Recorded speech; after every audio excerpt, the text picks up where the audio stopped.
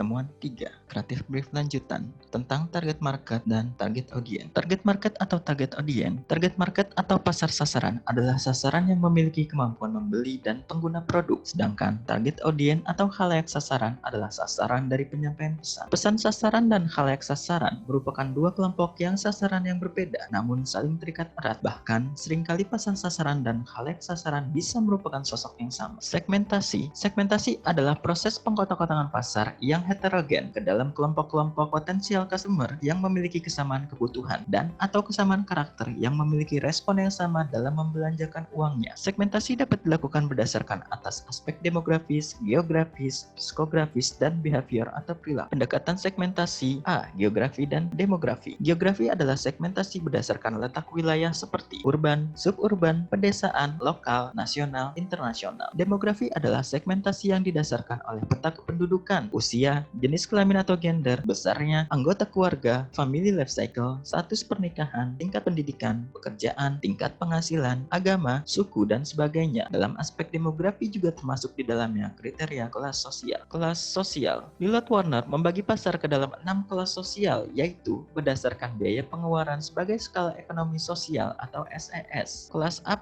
atas-atas, pengeluaran per bulan lebih dari 8 juta. Kelas A, atas bawah, pengeluaran per bulan 6-8 juta. Kelas B+, menengah atas, pengeluaran per bulan 4-6 juta. Kelas B, menengah bawah, pengeluaran per bulan 0,7-0,4 juta. Kelas C+, bawah atas, pengeluaran per bulan 0,3-0,7 juta. Kelas C, bawah-bawah, pengeluaran per bulan kurang dari 0,3 juta. Gaya hidup atau psikografis. Gaya hidup pada prinsipnya adalah bagaimana seseorang menghabiskan waktu dan uangnya. Gaya hidup mempengaruhi perilaku seseorang dan akhirnya menentukan pilihan-pilihan konsumsi seseorang. Para peneliti pasar yang menganut pendekatan gaya hidup cenderung mengklasifikasikan konsumen berdasarkan variabel-variabel A, I, O atau activity, interest, dan opinion. Behavior atau perilaku. Dalam segmentasi perilaku, pembeli dibagi menjadi kelompok berdasarkan 1. Kejadian. Pembeli dapat dibedakan menurut kejadian saat mereka mengembangkan kebutuhan, membeli suatu produk atau memakai suatu produk. Contoh, adanya kegiatan hari raya. 2. Status pemakai. Pasar dapat disegmentasi menjadi kelompok non-pemakai, bekas pemakai, pemakai potensial, pemakai pertama kali, dan pemakai tetap suatu produk. 3. Tingkat pemakaian. Pasar dapat disegmentasi menjadi kelompok pemakai produk yang ringan, sedang, atau berat. Pemakai berat sering merupakan persentase kecil dari pasar, tetapi merupakan persentase tinggi dalam konsumsi total. 4. Status kesetiaan. Suatu pasar dapat disegmentasi menurut pola kesetiaan konsumen. Pembeli dapat dibagi menjadi 4 kelompok menurut status kesetiaan mereka. Sangat setia. Konsumen membeli hanya satu merek. Kesetiaan yang terbagi. Setia pada 2 atau 3 merek. Kesetiaan yang berpindah. Konsumen suka berpindah merek berganti-ganti. Konsumen yang tidak memiliki kesetiaan pada merek apapun. Kriteria memilih pasar sasaran yang optimal. Ada 4 kriteria yang harus dipenuhi untuk mendapatkan pasar sasaran yang optimal. Antara lain, 1. Responsif. Pasar sasaran harus responsif terhadap produk dan program-program pemasaran yang dikembangkan. 2. Potensi penjualan. Potensi penjualan harus cukup luas. Semakin besar pasar sasaran, semakin besar nilainya. Besarnya bukan hanya ditentukan oleh populasi, tapi juga daya beli dan keinginan pasar untuk memiliki produk tersebut. 3. Pertumbuhan memadai. 4. Jangkauan media. Pasar sasaran dapat dicapai dengan optimal kalau pemasar tepat memilih media untuk mempromosikan produknya. Insight consumer. Konsumen adalah titik bidik utama dari suatu iklan. Pemahaman tentang konsumen menentukan strategi kreatif yang akan dibuat untuk sebuah produk. Faktor insight konsumen merupakan jembatan yang menghubungkan produk dengan konsumen sehingga dapat menciptakan suatu pesan dengan dampak komunikasi yang kuat. Consumer insight adalah perasaan, fantasi, keinginan, filosofi dalam diri manusia yang tidak muncul ke permukaan. Konsumen insight tidak terlihat dari luar, harus dilakukan riset yang mendalam, lakukan wawancara, observasi mendalam agar mampu menemukannya. Kecerdasan dalam menggali consumer insight sangat menentukan kehebatan strategi yang akan kita buat. Beberapa langkah untuk menemukan insight yang pas untuk pesan dan komunikasi iklan dapat ditempuh sebagai berikut. Galilah dan pahami secara mendalam tentang aspek perilaku konsumen, nilai rujukan, emosi, dan sikap mereka. Apakah yang dipahami tersebut memiliki relevansi antara merek yang dengan tujuan komunikasi yang ingin dicapai? Apakah pemahaman dari konsumen tersebut memang benar seperti yang ada dalam pikiran konsumen sehingga mereka merasa memiliki keterikatan secara personal dan menggerakkan mereka dekat pada merek? Kembangkan pemahaman tersebut menjadi sebuah ide.